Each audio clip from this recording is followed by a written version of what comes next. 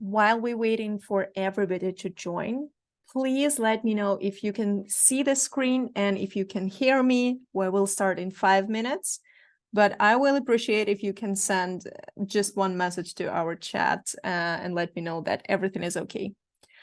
Thank you. Seems like everything is working. You have some time to grab a water or a snack or a blanket if it's cold. Or I don't know, turn on a VC, whatever you want. We will start in a few minutes. So take a moment and we will be here soon. All our speakers are here already, so no worries. Everything will be on time.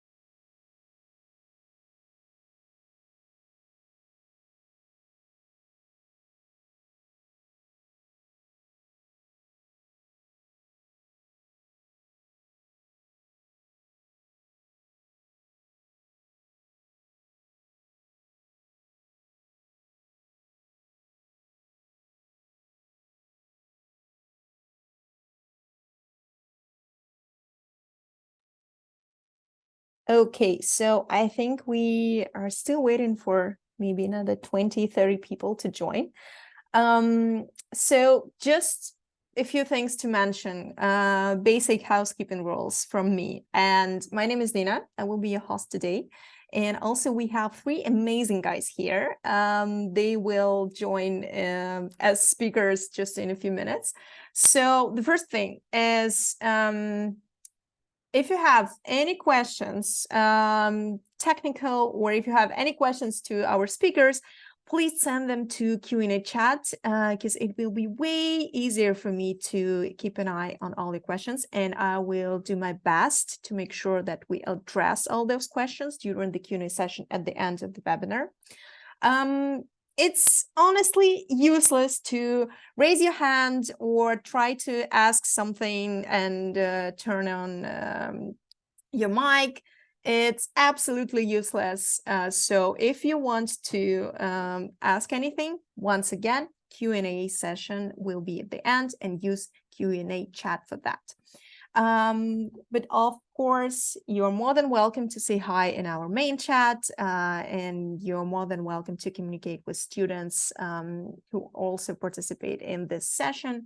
I know that we have many students who already sign up for Newberg Global Hackathon, and many students who just about to sign up, and they haven't decided yet if they want to do this or not. So if you have any questions regarding the competition itself, once again, feel free to shoot them in our Q&A chat. We'll be happy to help. So I think that we can slowly move on to our first slide. And I will be happy to remind you guys why we are here today. Just in case you have forgotten, today we're gonna discuss how the global competition or a hackathon in this case can help you to achieve your goals if you're interested in getting into the top university. If you already know what you want to do with your life and what you want to do with your future, it's super useful for you to add a bit more extracurricular activities to your CV or your student portfolio. So that's why today we're going to discuss this, and of course our Uber Global Hackathon experience. And we have guys from one of the winning team here. Let's move on. So our agenda for today. I think I already said welcome. So welcome again. We will spend just another 30 seconds on this. So we have a team that won previously, and I will introduce them in a second. So they will advise you how to crush an UberComp project, at least how they did this last year, because this year we will have a little bit different project for you. They will share their learnings from UberComp, and I think it's not only about how to win, but also what are the skills you can get out of it.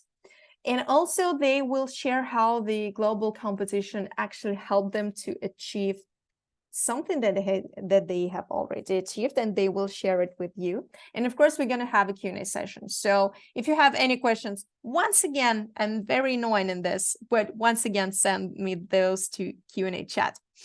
Okay, let's move on. And I'm happy to say that today we have winners from our coding category, and we had 3 teams that won in that category: innovative, impactful, and technically impressive team. So without any hesitations, I'm happy to say that we have today an impactful team here. This is an Oak3 team. We have Amar, Ash, and Karam. They actually started in the same high school together. And my first question is, I don't know who can give me this answer. Why Oak3? What is the reason? What stands behind this title? So do you want me to talk, Ash? No, I was gonna say, Karam, take it. So basically, the whole point of the tech bot, as we'll get into later, is keeping our social medias clean and keeping it organic. And it was the idea of like an oak tree, like something to do with nature and keeping things organic and clean and like fresh and everything. That's had to do with everything. And yeah, we just wanted to keep our social medias clean for the next generation. How much time did you spend on creating this this name? Maybe a bit too long, but you know. Seriously? Yeah. I don't know. Hold on, I don't know about you, but it was like 2 minutes long. Like we were just talking. We had jokes and stuff like that, but you know, we didn't have a team name for so long. That's kind of what I was trying to say. Like we didn't really have an idea of what we wanted to do, the team name, because like none of us could really think of something, and then it naturally came about, you know. So and so did the tagline, keep your Twitter organic. Like that was our whole like tech bot like tagline. It was pretty nice. Okay, awesome. So starting from this moment, I will put myself on mute. The only last thing that I wanted to mention, since I see this question in chat, yes, we will share recordings with you guys, but I highly recommend I highly recommend you to stay till the end, because you will have a chance to ask Karam, Amar, and Ash anything you want to ask, if it's related to this competition or if it's related to their application experience, because they right now are students at very impressive universities, which is also you can mention in a second. So hello, everyone. My name is Omar, and currently I'm attending Stanford University as a freshman. I'm going to be studying mechanical engineering and computer science, and I'm one of the members of Team Oak3.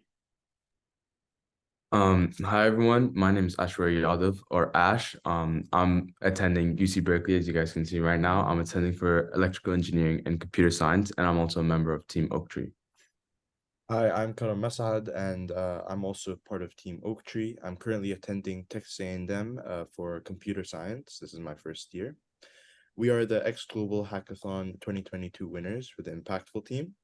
We decided to join to help refine our skills, especially because of our passion in machine learning and artificial intelligence, and also to have something to add towards our university applications, as we all knew we wanted to study something in the realm of computer science, as you can see in the bottom there. So let's talk more about our experience of developing our winning coding project, the TechBot. So we started early on by brainstorming a few ideas. So as soon as we were referred to by a friend to join this Global Hackathon, I knew Ash and Karam were the perfect people for this. So we formed a team, we formed a group chat on Instagram, and then we started talking about different ideas before the competition even started, before we were shown our first task, which was to develop a proposal. So we just started brainstorming different ideas, something to do with Twitter, something to do with a website that can teach people math. So we just started brainstorming early on, getting a few ideas. So when the competition actually arrived, we knew exactly what to do. So we advise all of you to brainstorm a lot of ideas. Don't go with your first idea, even though your first idea may be the winning idea, but brainstorm a lot so you're certain the first idea is the best idea. So we knew we wanted to do a Twitter bot like a few days after brainstorming. Like we said that Twitter bot was the best idea. It was the most innovative idea in our head. It was something that we can actually use to impact people. So we decided to do a Twitter bot. And then from there, we started brainstorming different ideas in order to implement a Twitter bot. So for example, we had an idea in order to detect if a Twitter profile was a bot or a regular human. We had the idea of detecting if an image was manipulated or not. And eventually we settled on a image manipulation detector. So it was a very simple bot, but had a lot of like hardcore programming in the back end. Yeah.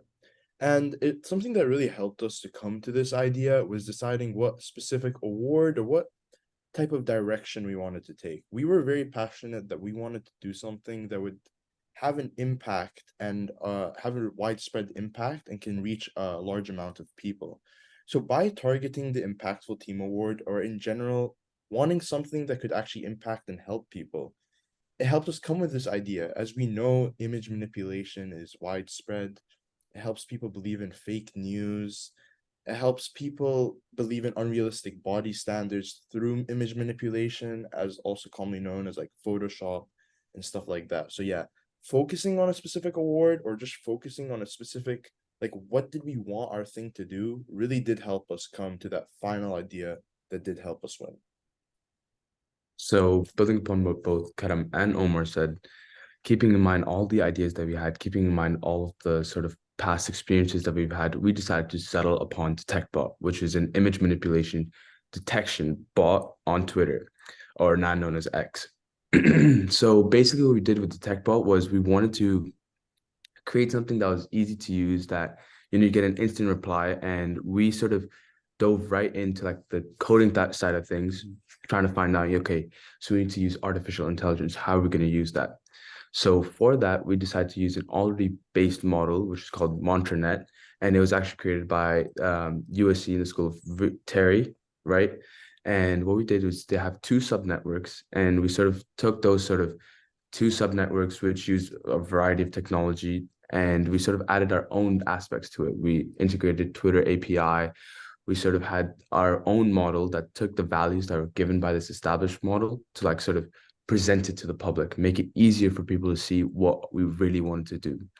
And that was when us developing the TechBot really like took a foothold on what we were doing, because as soon as we started to test it in the actual community, we saw great results. As Karam said, there's a lot of things to do with image manipulation that people sort of aren't as aware of. And it was also done by a study by MIT that around 70% of the things that we see on Twitter were actually fake. So TechBot had great uses. And that's where we saw the impressions come in. We had over 100,000 impressions in just about 15 days, and we barely used the TechBot itself. So in itself, I just want to say that if you are going to create something, right, be sure to be passionate about it, even if it is a little bit more like, intricate. So in our case, the TechBot, it managed with Keras, TensorFlow, and all these AI subnetworks, machine learning that we weren't really as familiar with, but we decided to go down this path because we were passionate about it. And eventually, obviously, it did end up working out in our favor because we were able to sort of get through it, sort of see what, things we have to work out for it to take off. And eventually it did. And we'll get into more about like the TechBot in just a second. I'd also like to add that the reason we went with image manipulation detection was images are more attractive to a consumer, right? When you're scrolling through your Twitter feed, text-based tweets don't really catch your eyes, but when you see an image, especially a fake one, it makes you wonder, oh, is this real? Is this fake? This looks interesting. Because regular images, they're not really attractive to you. The reason why people develop fake images is to gain that to make people talk more about the image itself. So we decided to go with the image route because we thought we can impact more people, especially because image manipulation detection is something new. Like for example, Adobe, they've developed like a software that software is not given like to the public. Only Adobe employees can use it. So there wasn't really like an application or established software that can detect if an image was manipulated. So we decided to go through that route because it was something innovative, something new, something no one has done before. So here is our project timeline. So as we said, at the end of our junior year, we were approached by a friend to join this competition, and we started brainstorming straight away. As I said, we developed an Instagram group chat, and then we started brainstorming different ideas. To be honest with you, at the start, it was slow because we knew we still had a bit of time until the competition started. So we would just scroll through Twitter, through Instagram, through news, and then as soon as something like caught our eyes, we would just go in a group chat and be like, oh, guys, there's something interesting that we could tackle. And one of the things that we saw was that Adobe article that I was talking about, and we decided to tackle image manipulation detection. So in July, we started developing the TechBot. Yeah, and at this point, there's one thing that I recommend to all of you is that the Uber Global Hackathon helps you create the first proposal and create a plan. Now, it's very tempting lots of the time, especially when you're an experienced coder or not even experienced, if you're just coding for the first time, to just hop straight into the code. But what we decided to do, and what the Uber Global Hackathon actually promotes you to do, is to create that plan, create that proposal, and give as much attention to that planning part as you do to the coding part.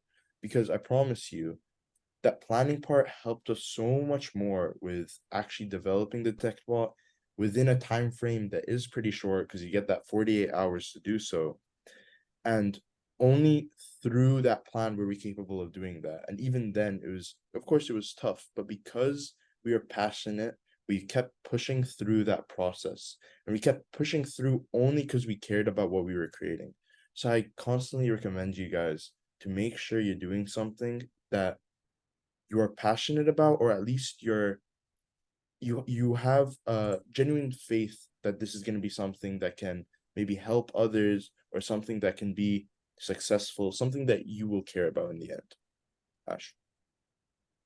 Yeah, obviously, as Karam said, so from July to September, which is a decent amount of wait, we were actually just going through the different rounds, right? You have regionals, you have globals, and like all those sort of things. And during that time period, due to our sort of like passion for the TechBot, like obviously it started off as something for the Uber Global Hackathon, but by the end of it, it really became something more than that when we start to see the impact that it really had.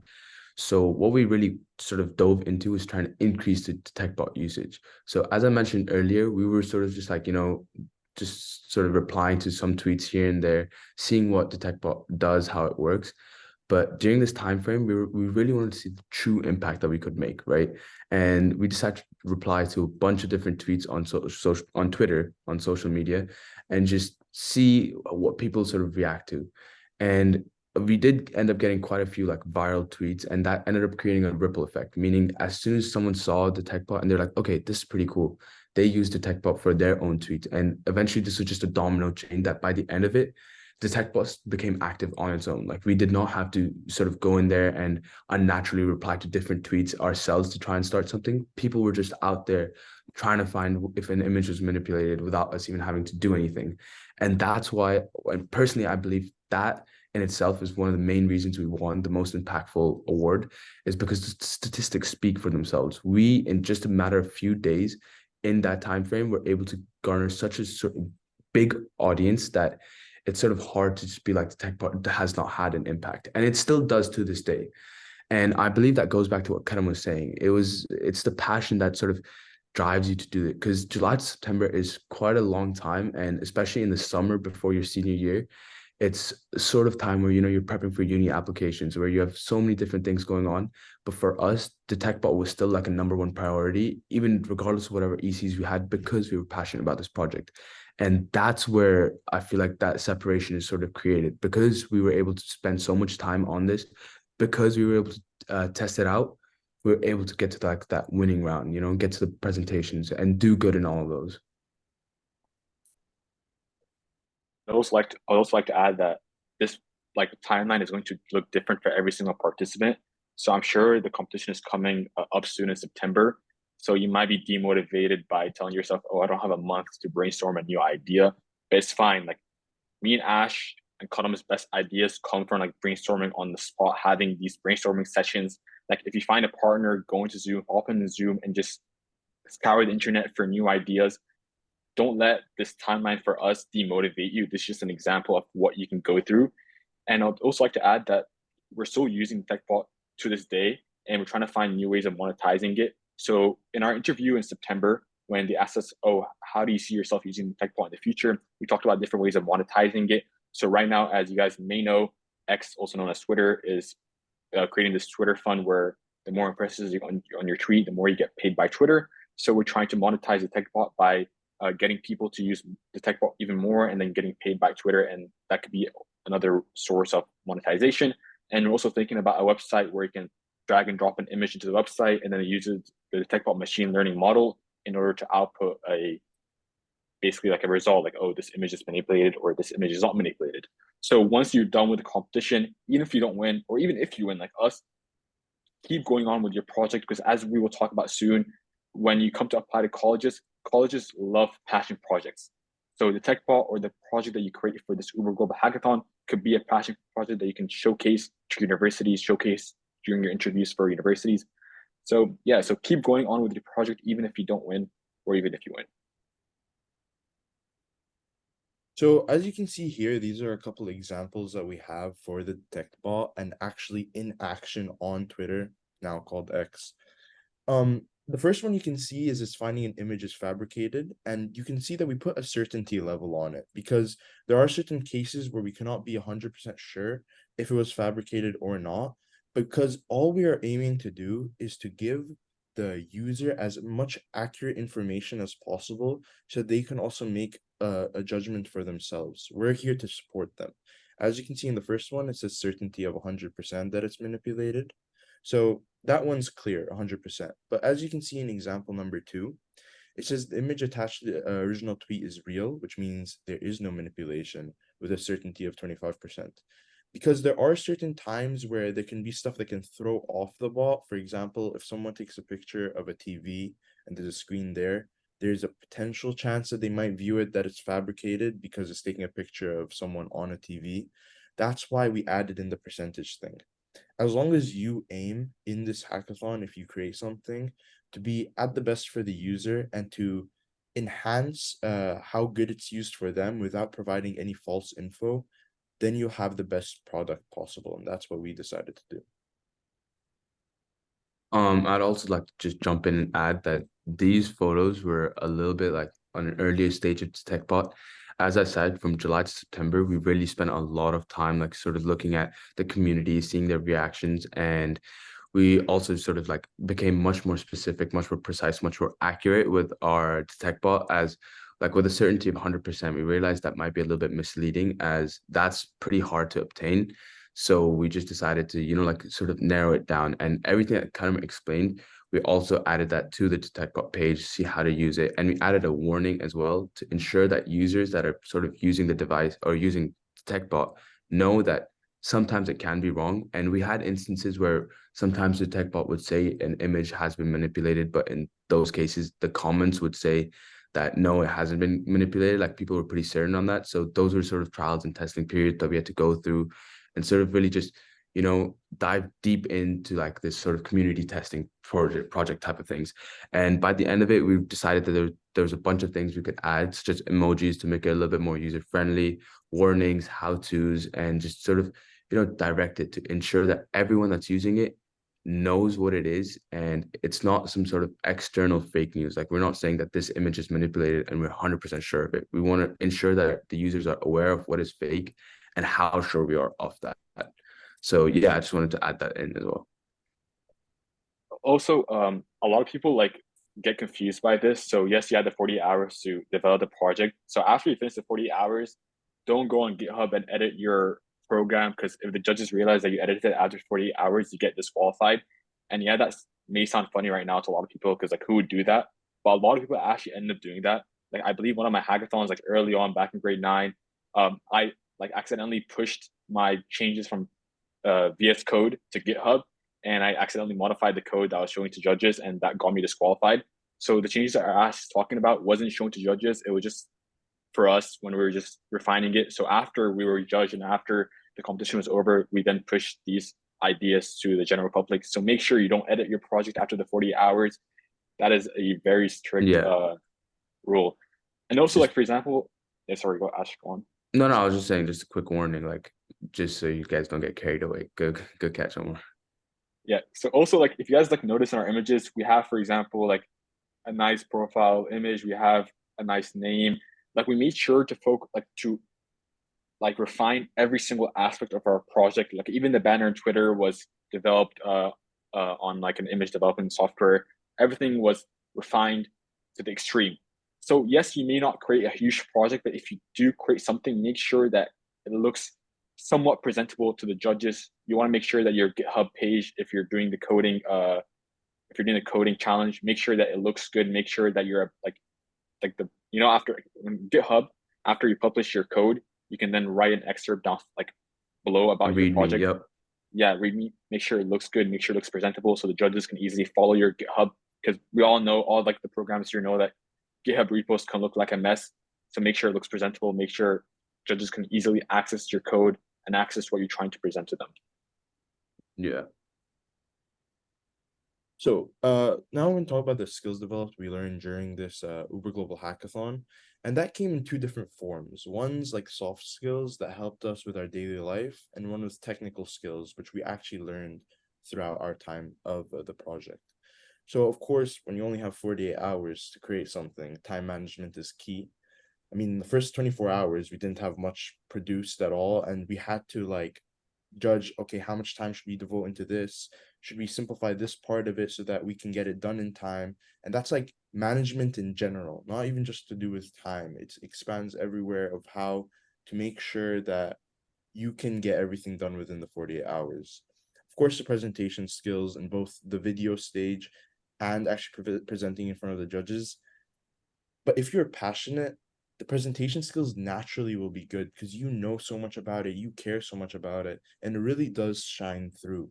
It really shows that what you were creating was for a purpose, and that's why I think also we won the Impactful team, is because we had so much reason as to why we wanted to create this and why we believed it would be beneficial for all those people that were using it on Twitter.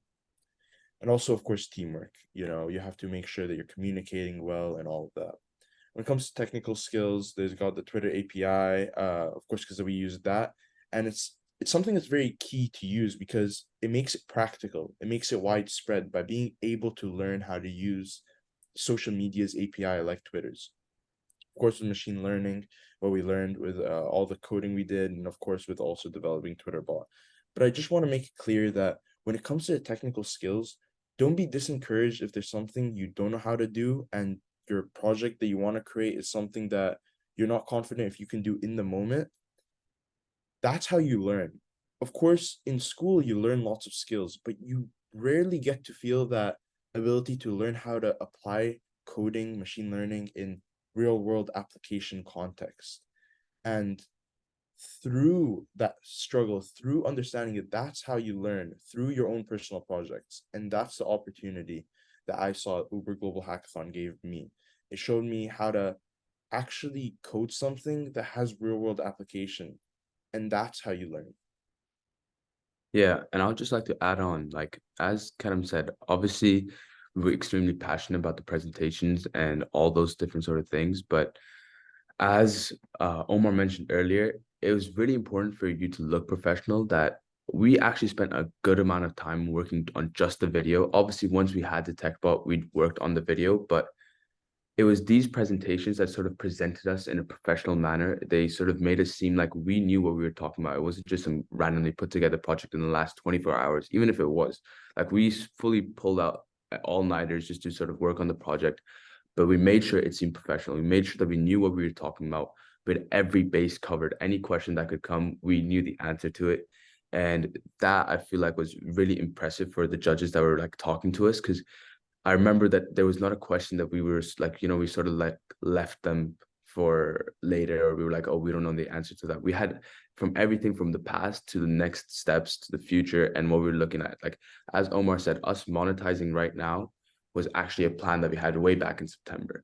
And adding on to what Karam said about the technical skills with machine learning, it is honestly like this sort of project that allows us to sort of even dive right in, because it's honestly rare that even in school projects or even outside of it that you will just dive into machine learning and stick with it, because it does get tough. It is a tough concept, but now looking back at it as I'm in EECS, machine learning is quite a big part of what we were doing, and without the tech part, I'd probably be pretty lost. But because we decided to just, like stick it through, like put our head down, you go through, you sort of like try and learn. I'm now able to like have these skill sets that like sort of help me sort of separate myself from the rest of like the freshmen that are in UC Berkeley, in EECS. And that's pretty rare to have, right? So as Karam said, it's pretty important that if you're passionate about something, just like dive in and sort of like go deep in, and probably you come out with a new set of skills that'll be very important for you. I'd also like to add that in this world, you're going to meet people who are thinkers and some people who are doers, right? 99% of the people in the world are thinkers. They think about doing something, they think about developing the tech pod, they think about joining the Uber Global Hackathon, but in the end, they don't actually do anything. They're just like me, Ash, and Karam also are sometimes thinkers. Like, you might be deceived by me going to Stanford, or Karam going to Texas A&M, or Ash going to Berkeley, that we're on top of our things all the time. Sometimes we have this idea in our head and we're like, you know what? Let me just work on that tomorrow. And then tomorrow comes and we're not actually working on it. So be a doer. And a hackathon really forces you to be a doer, because when you sign up, you actually have to submit a project. So you're actually forced to work in these 40 hours. So if you're trying to develop a project for university and you want to have the means to do it, I'd advise to join a global hackathon, because it forces you to actually be a doer and actually forces you to do something. And also, I'd like to stress a lot about time management. So before we joined Uber Global Hackathon, we're like, 40 hours is a lot of time. There's going to be plenty of time to develop a machine learning model. That did not happen for us. In the first 24 hours, we were stressing. We basically had nothing done, because we were trying to figure out how to do a Twitter API, and we had written like a few lines of code and it wasn't working. So first 24 hours, we were like, oh yeah, we're done. Like, we're not going to win this. This is over. But then the next 24 hours came, and then we were like, you know what? Let's actually do this. Let's actually complete this project. So Ash is working on something. I was working on something. Karam was working on something. And in the end, we had a working product. And sometimes you also gotta because in the start, we wanted to create our own machine learning model from the start. So as Ash mentioned early on, we use something called a MantraNet, which is an open source machine learning model. And we wanted to develop this from scratch. But then we realized, do we really have to do that? Like, yes, we're still developing a machine learning model, but let's apply the open source machine learning model to improve our work. So just keep improvising and try to submit something and actually become a doer. And yeah. Yeah, because I'll be pretty honest, while we were doing it, I'm pretty sure the rest of the guys can also attest to this. We didn't think we were going to get anywhere through, like, with the first 24 hours, we're like, oh, we haven't done anything. Next 24 hours, we sat there, pulled out all the all-nighters that we possibly could, sort of like tried to work on it. And when we submitted something, we're just happy we submitted it. And I feel like that's really the first step, as Omar said. So yeah, for sure. Also, don't make time issue, like make your work not presentable. Like, so even though we're like under a time crunch, we still made sure the video looked presentable. And then when Ash presented me with the first draft, I looked at it and I was like, you know what, let's add an image here, let's add an image there. Even though we had like an hour left and we saw to compile like the video and all that, it didn't matter. We wanted to make it look presentable. So we went all the way down to making sure that each image looks nice, each like sound effect matched well with what the person was talking about. So yeah, like even though you're under a lot of like stress, make sure it looks good. So as we kind of already discussed, but like what the Uber Global Hackathon actually gave us an opportunity to do was really to like explore our passions. Even for me, I wasn't fully set on going on to computer science before even the Uber Global Hackathon happened. I had been in some stuff here, some stuff there, but it really gave me the opportunity to view like how I could actually apply it. Because before that, I didn't have too many personal projects. And through this, I got to realize what computer science actually was, or if you guys are doing product design, what does product designing actually entail? And only through working through your passions, you'll be able to complete this project in a way that satisfies you and makes you happy. And on top of that, as we talked about earlier on as well, it is just like these sort of events, these sort of projects that, you know, when you have other people around you as well, like I had Karam and Omar to sort of motivate me through this project. It really does help for you to understand different concepts, understand different things, because you can rely on one another. And I feel like that's something that the Uber Global Hackathon is great at, because you're all going through the same thing at the same time. You're all stressed, you all have that time crunch. And I feel like that's the most important thing for something like this, because it is fun and engaging, and it does push you to sort of like, you have those moments where like, oh, what am I going to do right now? But to have other people that you can rely on that share the same passions, you're able to learn a lot more. Like we were able to learn machine learning, programming, Twitter APIs, all the good stuff. So like, I just want to mention that. Okay, so let's talk more about how the Uber Global Hackathon helped us with our university application experience. So firstly, we're able to list WO on the Uber Global Hackathon on our Common App Honors section. So when you come to apply to universities, most university applications are going to have a place where you can talk about your honors. It might be like a place, there might be a place designated for it, or it might be in your essay. Just make sure you mention it. And even if you don't win it, it's a great passion project, as you talked about. Having something that you actually built is a huge like bonus in your college application, because a lot of universities like they actually went through with your passions, actually started looking into them. And also, when I came to do my university interviews, I was able to talk more about the TechBot with my interviewers who are interested in how the TechBot impacted the world and all that. So make sure to list these on your honors section, to talk about them, to boast about your project. Even if you didn't win, it's fine. Like at least you did something. Most people out there, like as I mentioned, are thinkers. They won't actually do anything. So just by you doing something, just by you building a project and trying, it's a major bonus. Yeah, and I just wanted to add that it like although sometimes people think they can kind of fake their way into showing that they're passionate about something, but truly, if you have personal projects that you really do care about, when it comes to your essays or if you have an interview, it really will shine through. It will really be made clear to them that you're passionate about the major you want to pursue. If it's around whatever you guys are going to do, I know that there's product design, I know there's data analysis, but at the end of the day, if you want to apply to the US and Canada universities, when it comes to that and you have that personal project with you, whether you won or you didn't, if you're passionate about it, you can talk about it and it will shine through to the interviewer. It will shine through to the person that's reading your application. So yeah, that's something I highly recommend, that not just in Uber Global Hackathon where you'll get to do these projects, keep on doing projects you're passionate about. And yeah. So to add on to what both Omar and Karam have said, I'm an international student, right? So I have a little bit more competition. It's a little bit different for me. I applied to like US, Canada, UK, Australia, all these different places. And the Uber Global Hackathon actually did stick with me throughout all of them. But in the US universities, in my own experience, the Uber Global Hackathon, like the TechBot in itself, was like a big standing point. Like obviously I had a bunch of other ECs, but I was able to connect, like, for example, during my Princeton interview, me and my interviewer literally sat there and we talked about the TechBot, the workings of it, how we got through it, the whole story, everything, as Omar said, during the university interview. It ended up lasting for hours, and it did actually help me get in, right? Omar going to Stanford, kind of texting, like all these different top T20 schools that were there. And I feel like it is because, as Karam said, there's this sort of like passion projects that you like walk into that you sort of do that are completely like they're the basis of who you are. Like you can try and be like, okay, I have this GPA, okay, I have this SAT score, but when you actually get down to it, like talking to someone, getting into those university interviews, you sort of realize that it's much more than that. Like they know what you're passionate about. They know if you're faking it. They know like, okay, this person is really serious about what they're trying to do. They're trying to make an impact, and this is what they have to show for it, right? That's what we find, that this sort of Ober Global Hackathon will help you sort of search out, find. And that's probably one of the most important things that you can possibly have.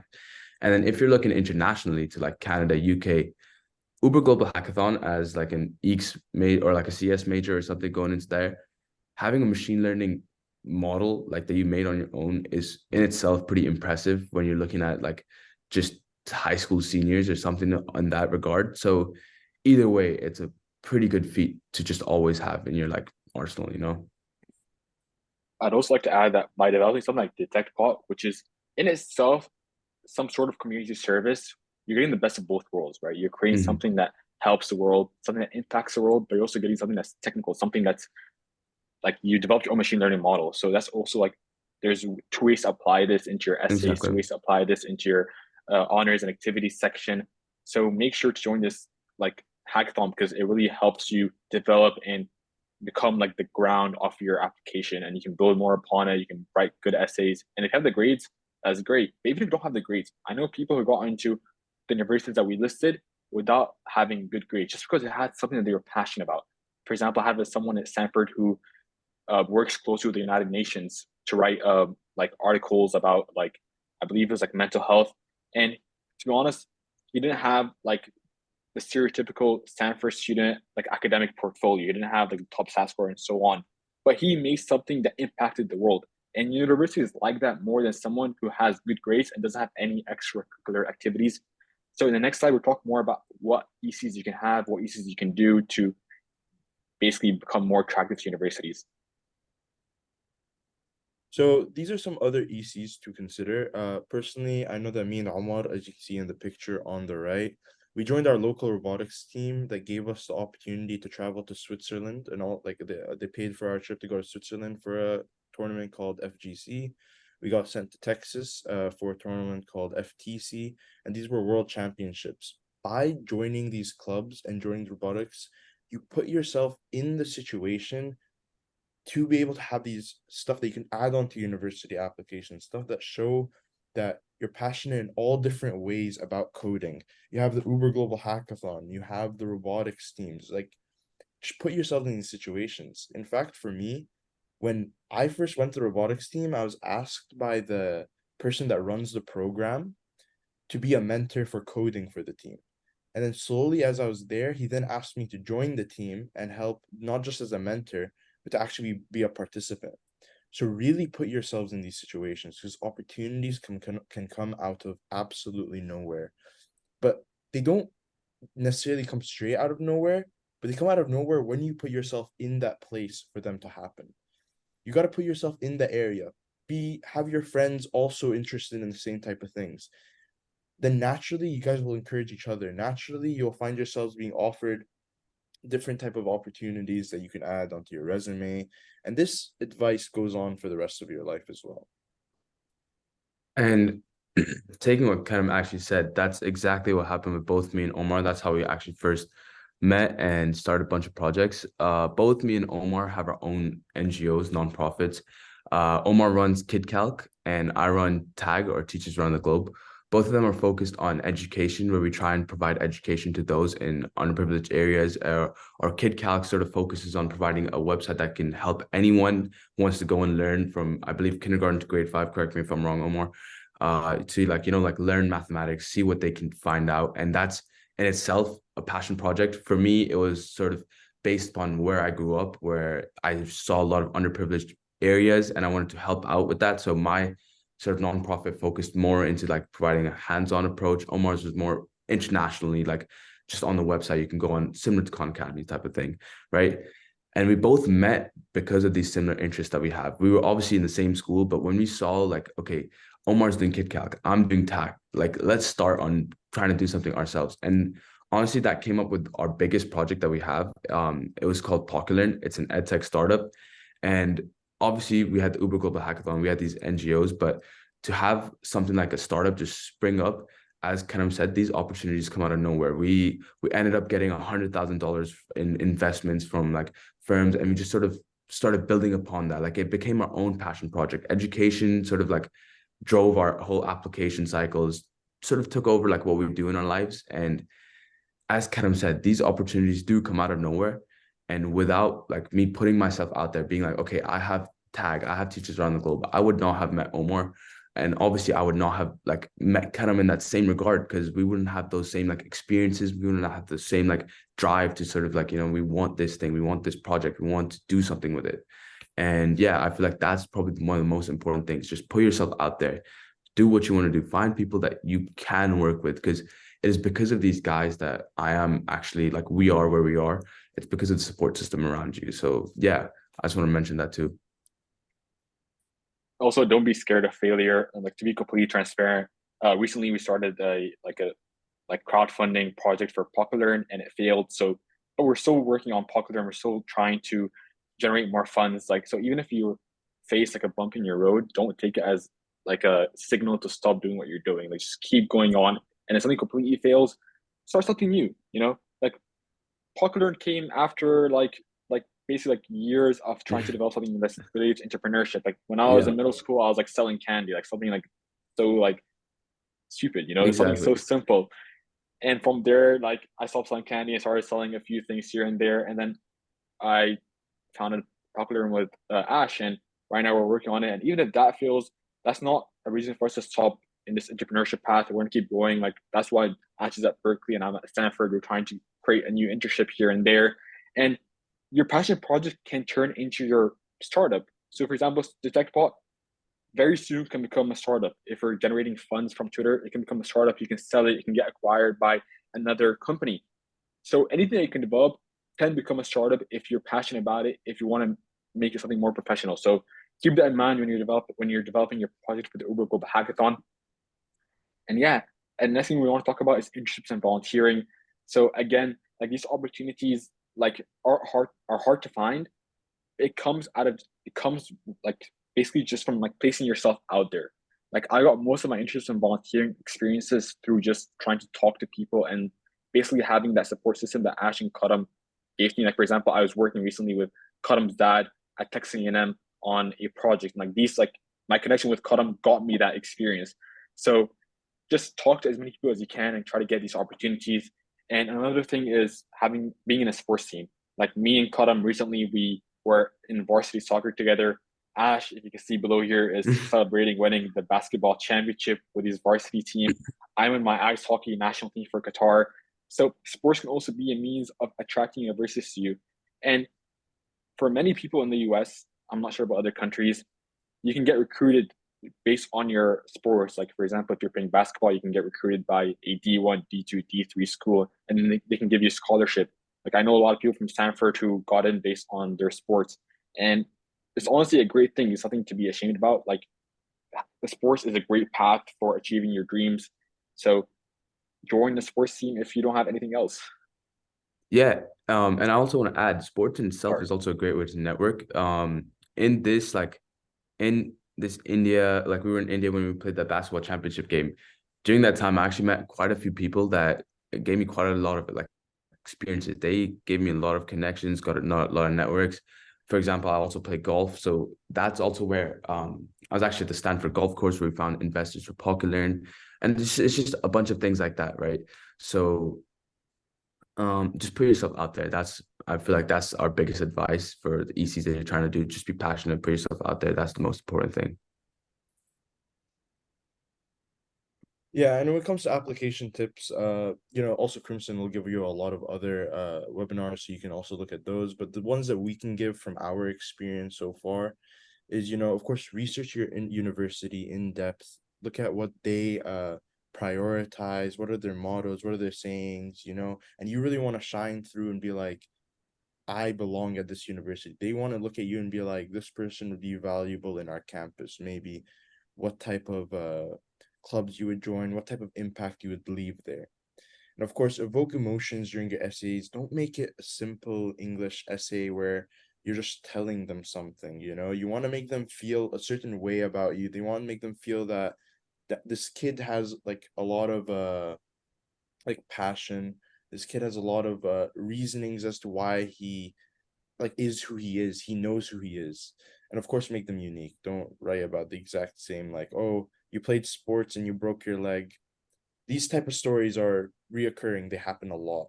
So you just want to make sure you're not talking about something that, you know, everyone that these people have read thousands of times over because they will not want to read it. You want them to be interested in what you're writing. Ash, would you like to talk about that? I mean, like you've pretty much covered it all, covered all the bases, right?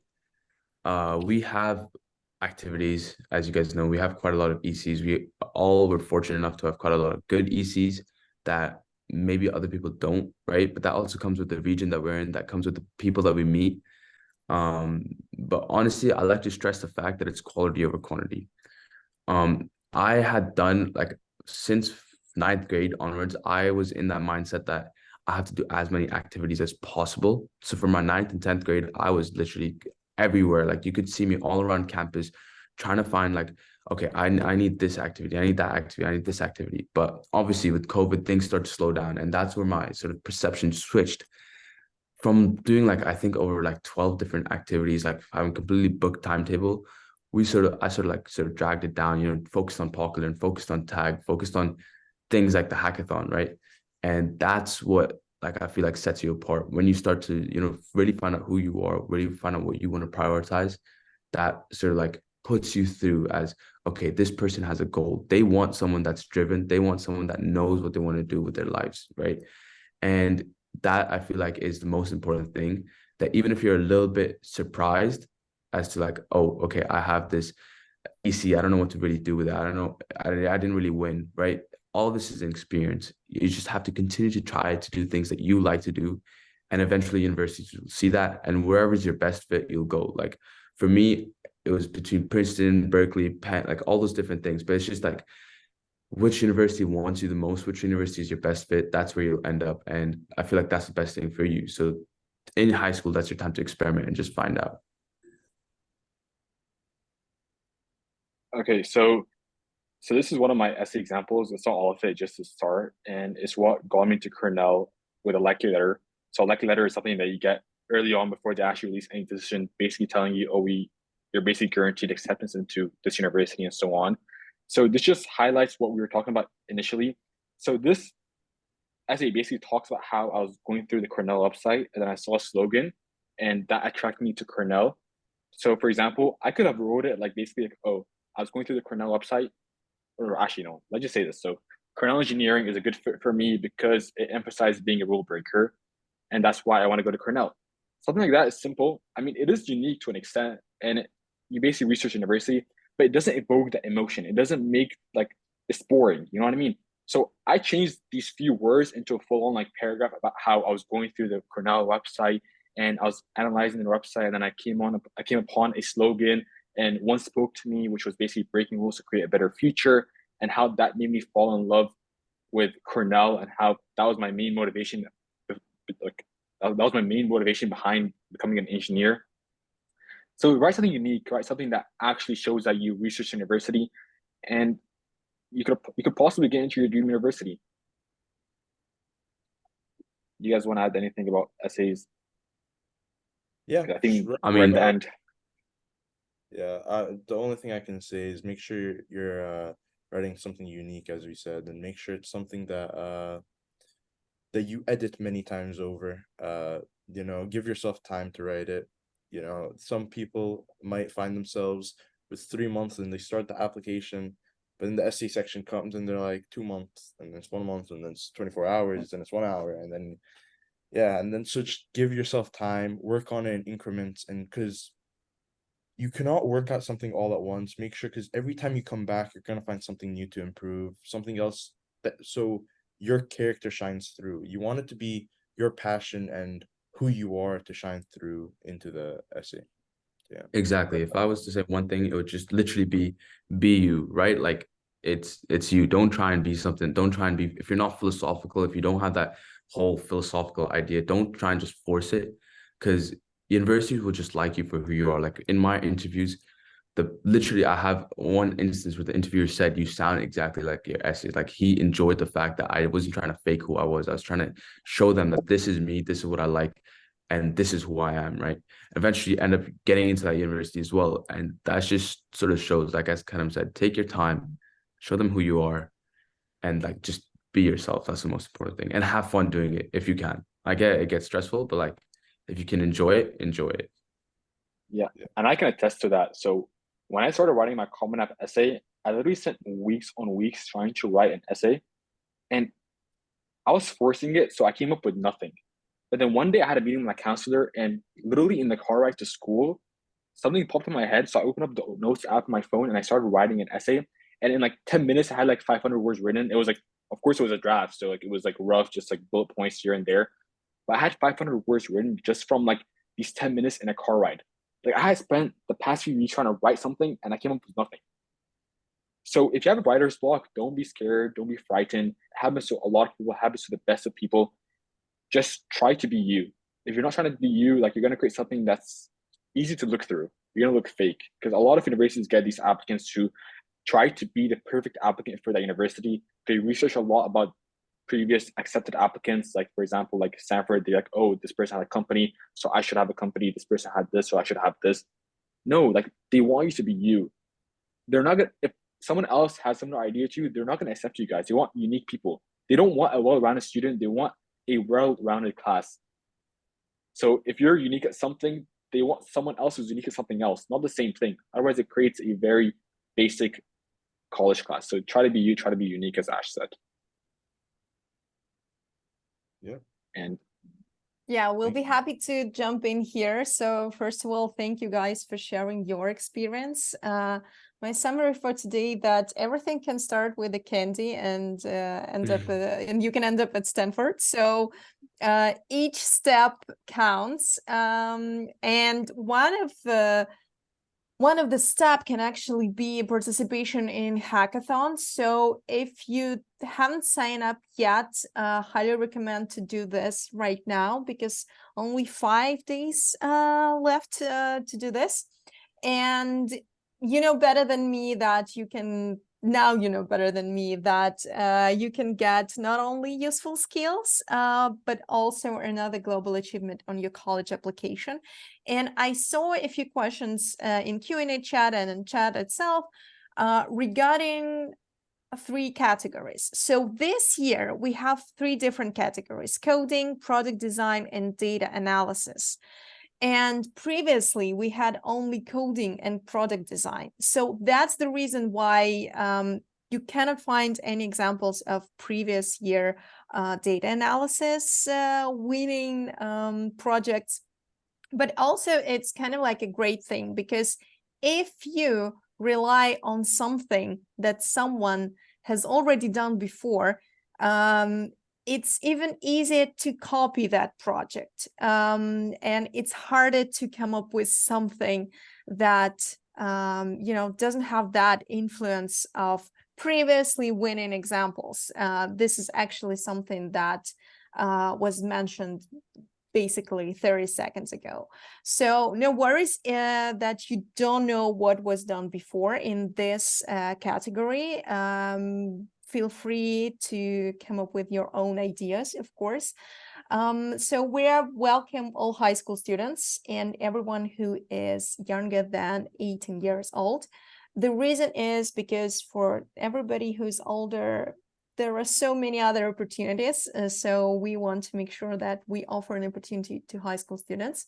And if you're interested in computer science, product management, data science, and related areas, welcome, sign up. And if you don't have a team yet, we will be happy to help you with that as well. We have an amazing Discord channel this year where you can easily find your new teammates if you're just, you know, maybe not as lucky as guys here, because as far as I understood, you participated in different projects before this one. So feel free to scan this code and sign up. And let's move on to the next slide and quickly switch to Q&A session. I think we will spend 10 or 15 minutes on this. So also, if you are interested in getting a consultation on from Crimson Education as a partner of this competition, and you want to learn more about your future university application, we'll be happy to help you. Yes, we know a lot about different cases. We know how many students were accepted here and there, but what else we will do, we will help you to find something unique that you can offer to that specific university, and we will be happy to make sure that you will be accepted to one of university of your dreams. And I know that you guys represent here 3 different universities: Stanford, Berkeley, Texas A&M. But if you don't mind sharing something kind of like a bit personal, first question from me: did you apply to any other universities, and were you accepted to any other universities? And if yes, how did you choose Stanford, Berkeley, and Texas A&M? I mean, I can start. I think Omar and Ash applied to much more universities than me, so I'll let them list it. For me, it's a bit different because like Texas A&M is also somewhere I was born, and I had a whole like legacy of my family have been here and stuff like that. So it was a pretty easy decision for me. So I didn't apply much where else. But Ash and Omar can start listing theirs. You know, I know it's a long list. Omar, if you want to start, because then I'll talk about international students and all that stuff. Okay, so I applied, so like I think 17 schools. I think I got rejected from like around 4, but I had a good mix of like reaches, targets, and safeties. So safeties are like universities you're guaranteed to get into. Reaches are like for example, like Stanford was a reach for me. A target is like something that you're confident you're gonna get in, but you're not too sure. So I ended up getting into, for example, like Texas A&M 2, University of Maryland, University of California, San Diego, Purdue, UT Austin, UIUC, CMU, Cornell, Michigan, Georgia Tech, and UC Berkeley. And then I ended up choosing Stanford because they had the freedom of letting me choose a major when I get there. So a lot of universities, like for example, like Texas A&M and Berkeley, you have to do the major that you apply to on your application. So for example, Kadam applied as computer science, so he has to do computer science in university, or at least an engineering major. Ash applied as EECS, so he has to do EECS. But Stanford, I can choose any major I want after 2 years. So it's basically like you have the freedom of like basically creating your own path. So if I don't enjoy CS after a year or mechanical engineering after a year, I can literally do like literature or history. I'm not too sure about that, but you know, like they give you the freedom of doing that. So that's why I chose Stanford. So for me, as an international student, I ended up applying to quite a few schools. I was like in 25 or something like that. Obviously I applied to different countries as well, but like for the US, I aim to just stick with like 25, trying to see where I land, because it's a little bit harder for international students. And I think I got rejected from 4 as well, as Omar said. And I had a decent amount of like safeties, targets, and like reaches and stuff like that, hard reaches.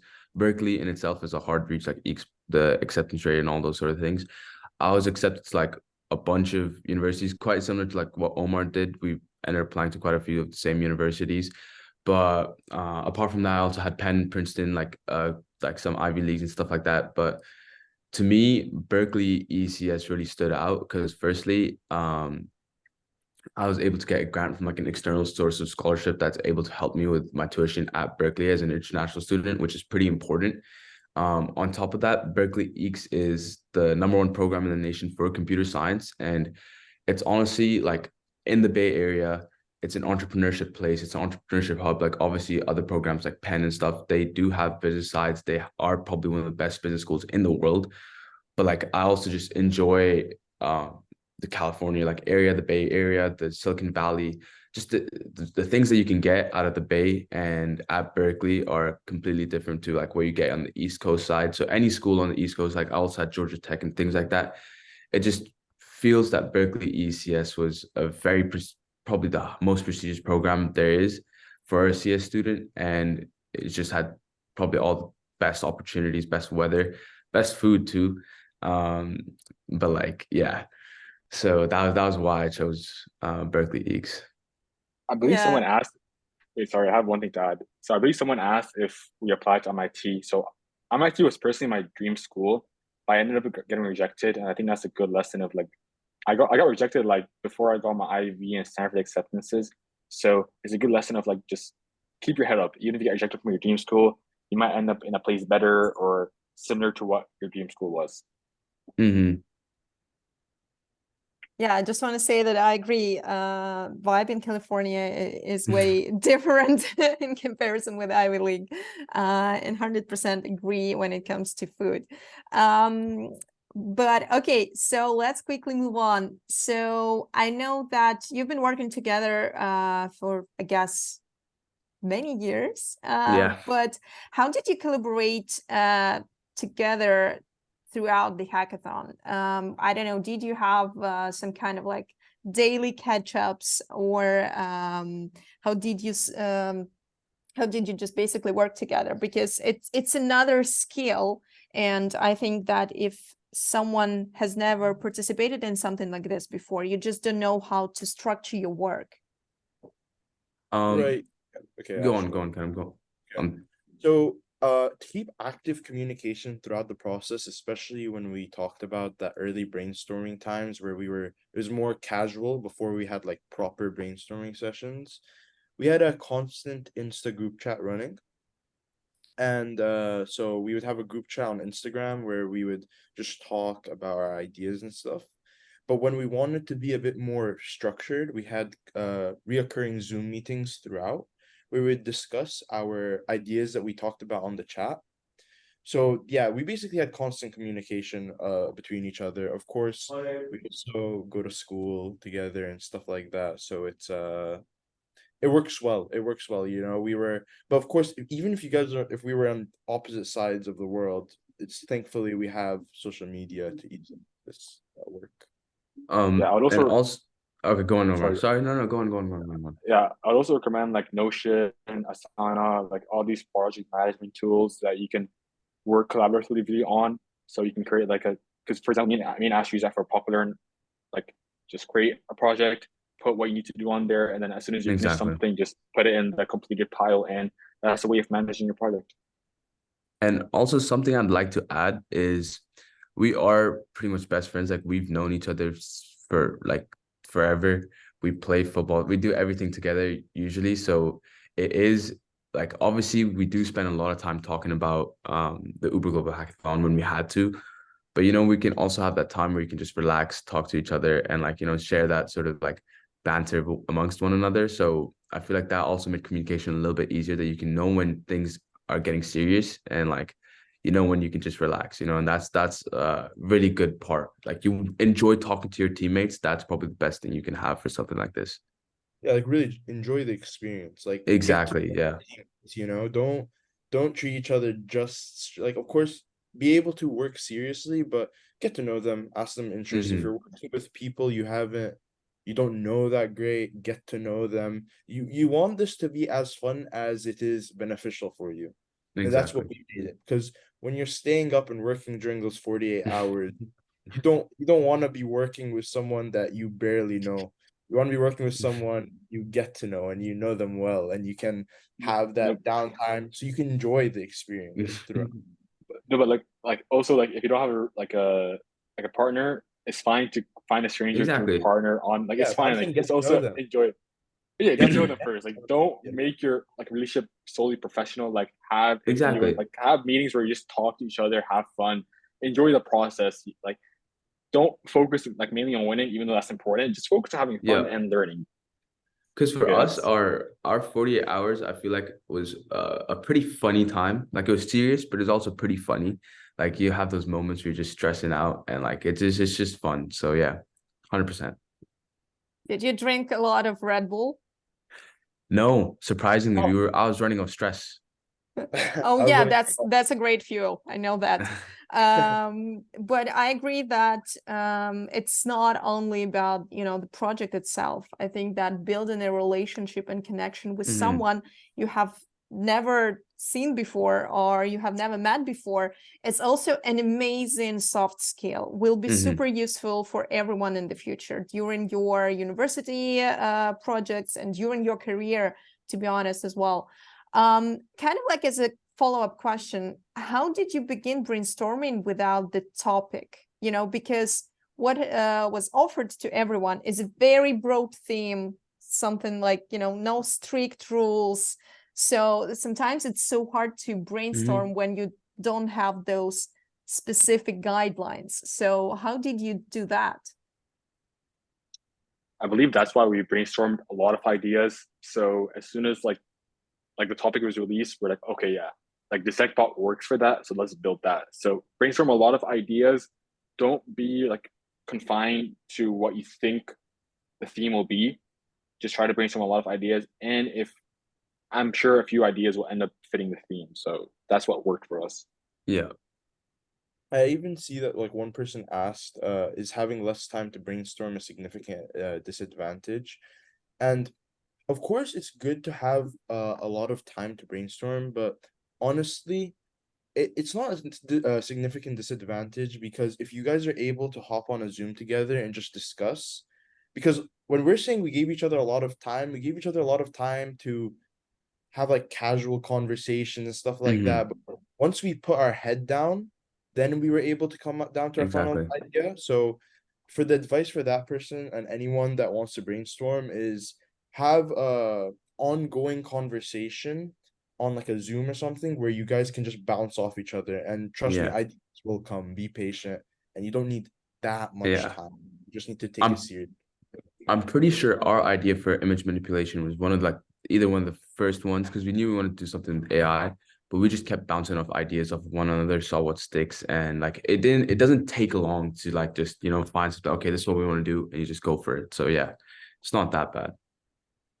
And Also, also, like, yeah, sorry, but sorry. I want to quickly bring up that less time in comparison with what time. Everybody has the same amount of time. Exactly, So that is true. you have absolutely same conditions, and even if you are in a different part of the world, you know, we announce winners, for example, when someone is still asleep, someone is already wake up, but by the moment when you have like another deadline, someone is asleep and someone is wake up. So basically you have the same amount of time if you are anywhere in the world.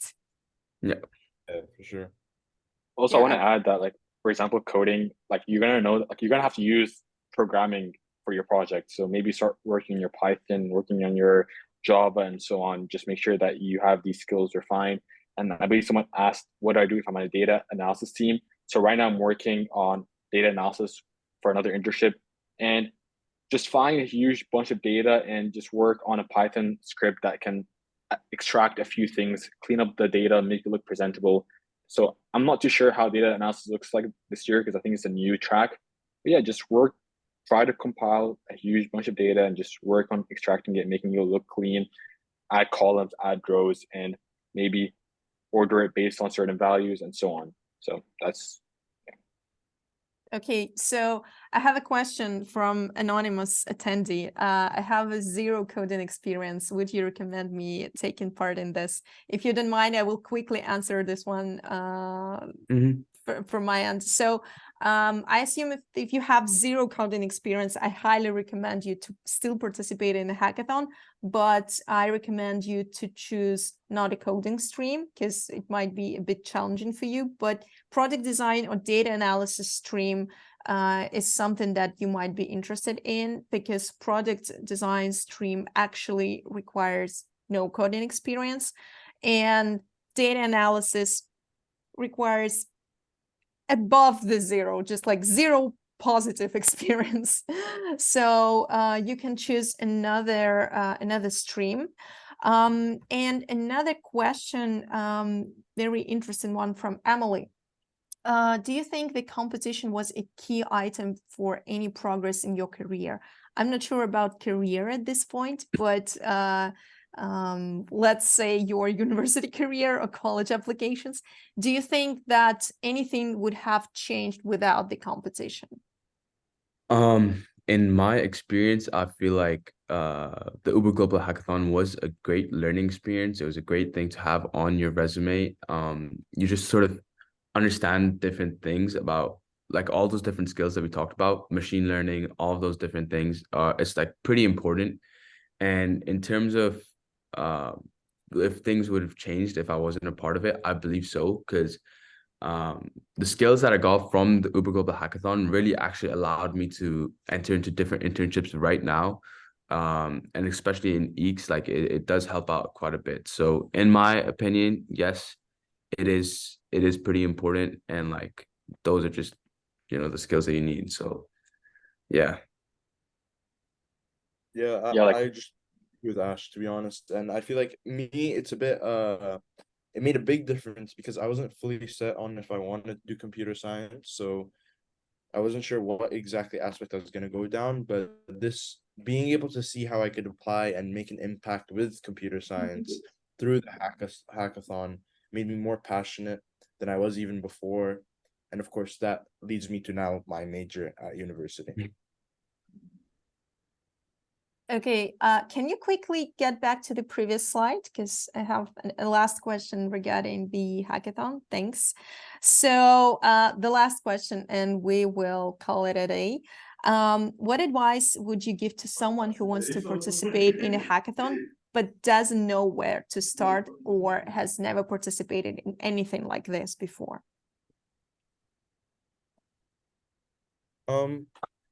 So honestly, what I would recommend everyone to do is like, as I know this sounds a bit scary to say, but like really do throw yourselves in sometimes in the deep end so that you can figure out and like build through it. I really do believe that you only learn when you struggle, and otherwise you need to do that. And honestly, use the resources you have online. You can, Mm-hmm. and I always say, like, if you're gonna start with a big idea and you're like, this is way too big to do within the time frame, that happened to us. We were like starting from scratch, trying to do this within this time frame won't work. So we simplified certain aspects to make it what we could do. And of course, there is that product design category that, if someone isn't as experienced as coding, maybe they can do something else and have and always try to find team members that fill in the stuff that you might not be the best at. Because at the end of the day, this is teamwork. In real life, there's gonna be stuff you're not so good at. So you try to find someone that's good at that. You'll be good at stuff that the other person won't be good at. So make a good team, use teamwork, and hopefully you will learn a lot throughout the experience. And I'd like to add to what Cam said. I see questions like how do you learn the technical skills, and they can seem quite challenging, right? As Cam said, once you get in that situation, I don't know, one way or the other, like literally one way or the other, you just work it out. You go online, you find out like Montranet was a complete, like it was an open source model that we had to sort of, read. I remember sitting there and reading this whole like research from USC, and I was trying to understand what it was, how it worked, right? So we could move down, so I could explain it further in the video, those sort of things. It just happens to be that like there's so much information out, and now back then we didn't even have ChatGPT like running as we do now. ChatGPT can be like, obviously I get with like all the homework things, but in itself it's a great explanation tool. So if you need help, if you need some sort of guidance, it can literally be your own tutor, because you can ask it anything and it can explain it to you. And I feel like just resources like that, it's just perfect. So yeah. also, for example, when I came to develop TikTok, I had zero website development experience. I didn't know how to do HTML, CSS, JavaScript. But there's so many resources online. So, for example, like something simple as changing like a background color of your website. I just searched up how to change background color for my website, and something popped up, and I figured out how to implement it into my project, and that worked. I wanted to create a button, which when I hover on it, it expands. I searched that up and I found different examples, and I went with whatever I like best. So Google is your best friend. There's so many other websites out there that can teach you Python and so on, but Google is the way to go. If you have any if you have any Exactly, questions yeah. in your head, just type it, because you're not going to be the first person to ever think of that idea. Well, like most likely, if you do, probably like patent it or something, get a copyright and sell it. I don't know. Exactly. That's that business mindset. Absolutely. I agree that actually the whole information is already there. Just don't forget to Google it from Mhm. time to time. It's highly unlikely that something that you're gonna ask, especially if you didn't have any coding experience, if you're just about to start, it's highly unlikely that there is no such information and that Google doesn't know the answer. So another thing from my end, as someone who helped with the whole hackathon, so I think that nothing makes us more effective than a deadline. So usually we have a huge influx of registrations just before the deadline. And of course, we see that students submit their project just before the deadline. That's why usually they have all those issues. And I don't know, the website is not ready to that influx as well. So we still have 5 days until the application will be closed. And I highly recommend you to participate in the competition, even if you think that you're not going to win. It's just another step towards your success. Also, we have special boot camps for everyone, for each stream, for coding, product design, and data analysis. I'm sure that those boot camps will be really helpful. And Karam, Amar, and Ash were so nice to share their personal emails with you in a chat.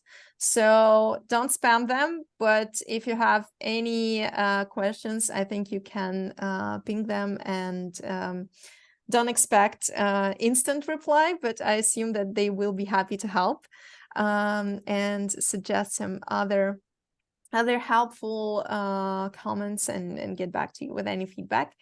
If you have any other questions and if you want to participate in the competition, feel free to keep an eye on our website, and also we'll be happy to see you in our Discord channel as well. But I think that today we can call it a day, and thank you once again for joining. Big shout out to our hosts and our speakers. Yeah, big shout out to me as well, because it's a Saturday night almost. So happy to see you guys here. I hope that you had a lovely experience today, and I hope to see everyone in our hackathon. And I'm sure that we have one of next winner today in this session. So have a nice weekend. See you in the hackathon, and all the best.